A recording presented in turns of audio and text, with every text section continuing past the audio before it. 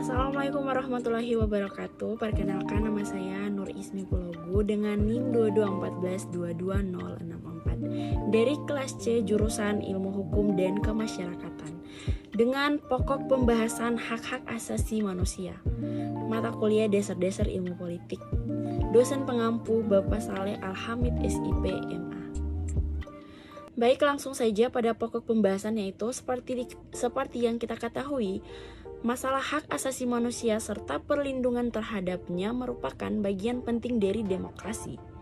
Dengan meluasnya konsep dalam konteks globalisasi dewasa ini, masalah hak asasi manusia menjadi isu yang hangat dibicarakan di hampir semua belahan dunia. Sebenarnya sudah dari zaman dulu masalah hak dikenal di banyak kawasan dunia, tetapi yang paling banyak sumber tertulisnya. Dengan demikian lebih terkenal ialah negara-negara barat. Di banyak negara lain pun, termasuk negara-negara dunia ketiga, kebudayaan setempat juga mengenal hak-hak tertentu warganya, sekalipun tidak begitu eksplisit dirumuskan seperti di barat. Materinya masih dalam bentuk cerita-cerita, legenda, metafor yang sering tidak memisahkan fakta dari tafsiran dan sering tidak berbentuk tulisan. Dengan demikian, konsepsi negara-negara barat dari semula telah mendominasi pemikiran negara-negara yang bergabung dalam PBB waktu mereka sesuai Perang Dunia Kedua tahun 1942 sampai 1945. Yang amat dahsyatnya itu ingin merumuskan suatu dokumen hak asasi manusia yang dapat diterima secara universal. Sementara itu, dunia terus berubah dan proses globalisasi telah menyentuh hampir semua aspek kehidupan manusia. Karena juga tidak mengherankan jika konsepsi mengenai hak asasi mengalami perkembangan. Selanjutnya, perkembangan hak asasi manusia. Di Eropa Barat, pemikiran mengenai hak asasi berawal dari abad ke-17 dengan timbulnya konsep hukum alam serta hak-hak alam. Akan tetapi, sebenarnya berapa abad sebelumnya, yaitu pada zaman pertengahan, masalah hak manusia sudah mulai mencuat di Inggris. Pada tahun 1215 ditandatangani suatu perjanjian Magna Carta antara Raja John dari Inggris dan sejumlah bangsawan. Raja John dipaksa mengakui beberapa hak dari para bangsawan sebagai imbalan untuk dukungan mereka membiayai penyelenggaraan pemerintah dan kegiatan perang. Hak yang dijamin mencakup hak politik dan sipil yang mendasar, seperti hak untuk diperiksa di muka hakim. Sekalipun pada awalnya hanya berlaku untuk bangsawan, atau hak-hak itu kemudian menjadi bagian dari sistem konstitusional Inggris yang berlaku bagi semua warga negara. Sampai sekarang, Magna Carta masih dianggap sebagai tonggak sejarah dalam perkembangan demokrasi di barat. Selanjutnya yaitu hak asasi manusia pada abad ke-20 dan awal abad ke-21. Dalam perkembangan berikutnya terjadi perubahan dalam pemikiran mengenai hak asasi. Antara lain karena terjadinya depresi besar sekitar tahun 1929 hingga 1934 yang melanda sebagian besar dunia. Depresi ini yang dimulai di Amerika dan kemudian menjalar ke hampir seluruh dunia. Berdampak luas, sebagian besar masyarakat tiba-tiba ditimpa pengangguran dan kemiskinan. Di luar Amerika pun dampaknya cukup dahsyat. Di Jerman, depresi turut berakibat timbulnya Nazisme yang dipimpin oleh Adolf Hitler. Perkembangan ini menyebabkan banyak orang berimigrasi ke Amerika dan negara-negara demokrasi lainnya. Jutaan orang Yahudi yang tidak sempat meninggalkan Jerman ditahan dan dibunuh dalam berbagai konsentrasi. Dalam suasana itu, Presiden Amerika Serikat Roosevelt pada 1941 merumuskan 4 kebebasan, yaitu kebebasan berbicara dan menyatakan pendapat, kebebasan beragama, dan kebebasan dari ketakutan, kebebasan dari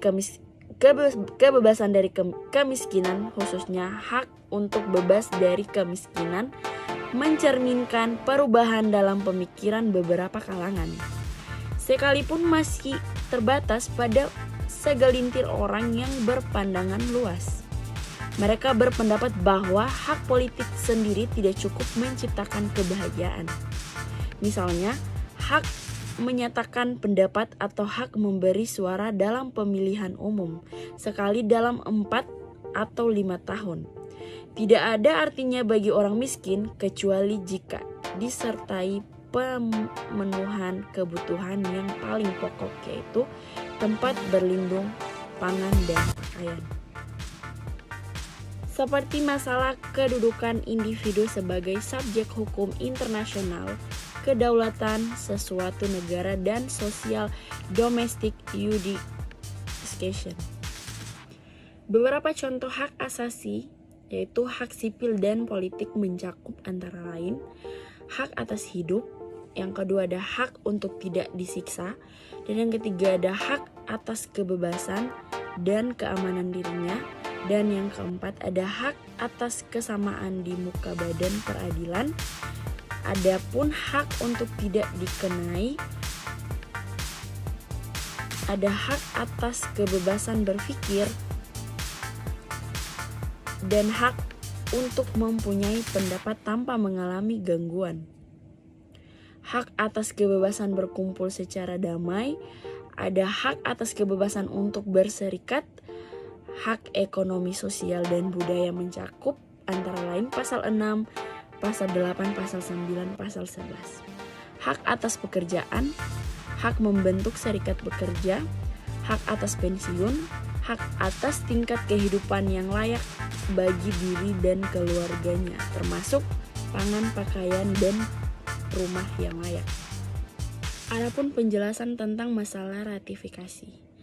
Meratifikasi suatu perjanjian berarti bahwa negara yang bersangkutan mengikat diri untuk melaksanakan ketentuan-ketentuan perjanjian dan bahwa ketentuan-ketentuan itu menjadi bagian dari hukum nasionalnya.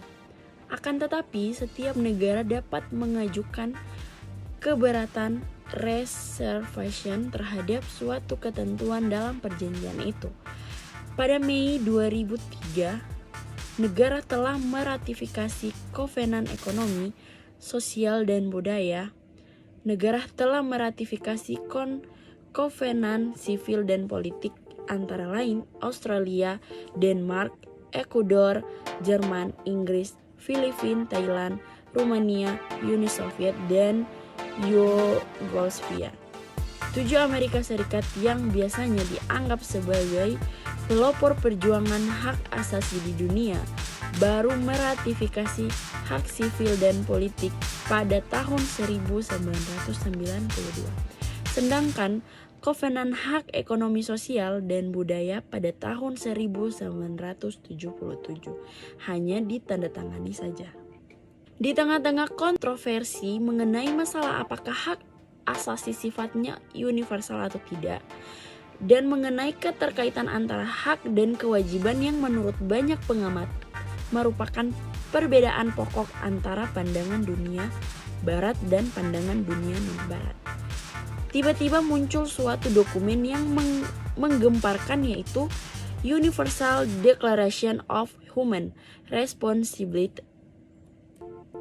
Naskah ini dirumuskan oleh suatu kelompok yang terdiri dari kira-kira pemikir atau mantan negarawan dari berbagai negara baik dari dunia barat dan non-barat, seperti Helmut Schmidt dari Jerman, Malcolm Fraser dari Australia, Jimmy Carter dari Amerika Serikat.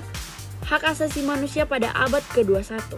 Pada awal abad ke-21, suasana yang melatar belakangi kampanye internasional untuk memajukan hak asasi secara global kadang-kadang dinamakan revolusi hak asasi atau The Right Revolution telah mengalami pukulan berat, terutama sesudah peristiwa 11 September 2001 di New York.